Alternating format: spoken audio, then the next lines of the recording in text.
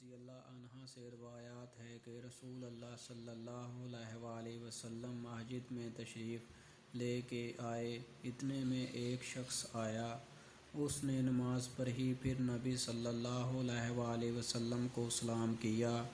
آپ صلی اللہ علیہ وآلہ وسلم نے سلام کا جواب دیا اور فرمایا، جاؤ نماز پڑھ لو، تم نے نماز نہیں پڑھی۔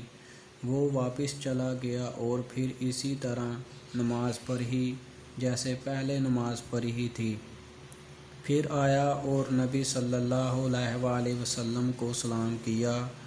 آپ صلی اللہ علیہ وآلہ وسلم نے فرمایا، جاؤ نماز پڑھ لو، تم نے نماز نہیں پڑھی۔ 3 مرتبہ ایسا ہی ہوا۔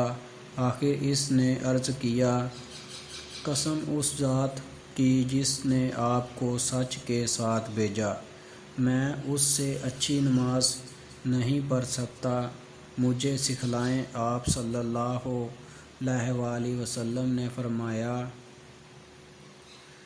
تم جب نماز کے لیے کھڑے ہو جاؤ تو اللہ اکبر کہہ دینا، پھر آسانی سے جتنا قرآن تجھے یاد ہے اس کی تلاوت کر لو، پھر اچھی طرح سے رکوع کر لو، پھر سر اٹھا کر پوری طرح سے کھڑا ہو جاؤ، پھر اطمینان کے ساتھ سجدہ کر لو، پھر سجدے سے سر اٹھا کر اطمینان کے ساتھ بیٹھ جاؤ، اسی طرح ساری نماز پڑھ لو۔